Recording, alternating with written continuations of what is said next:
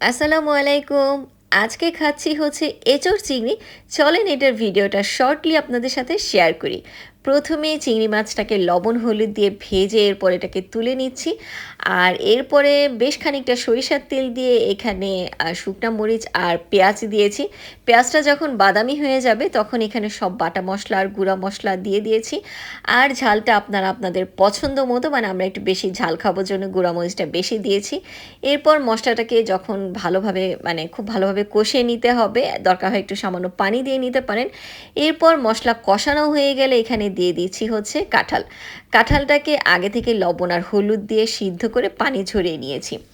তো কাঁঠাল দেওয়ার পরে বেশ খানিকক্ষণ মশলার সাথে একটু ভাজা ভাজা করে এরপর বেশ খানিকটা পানি দিয়ে তারপর এটাকে ঢেকে সিদ্ধ করেছি। অ্যান্ড দেন এরপর এতে দিয়ে দিয়েছি হচ্ছে সেই ভাজা চিংড়ি মাছ। বাস কিছুই না, নামানোর আগে কাঁচামরিচ দিয়ে তারপর হচ্ছে নামিয়ে নিচ্ছি। আর গ্রেভিটা আপনারা আপনাদের পছন্দ মতো, আমরা একটু মাখো মাখো ঝোল রেখেছি। আর এখানে আমরা ব্যবহার করেছি ছোট চিংড়ি মাছ।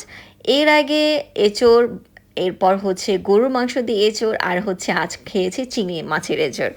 আমার কাছে সবচাইতে বেস্ট লেগেছে এঁচোড় চিংড়িটা। আপনাদের কাছে এঁচোড়ের কোন আইটেমটা বেশি ভালো লাগে জানাবেন। মানে শুধু এঁচোড় নাকি গরুর মাংস দিয়ে এঁচোড় নাকি চিংড়ি এঁচোড়। সবাই ভালো থাকবেন, আল্লাহ হাফেজ।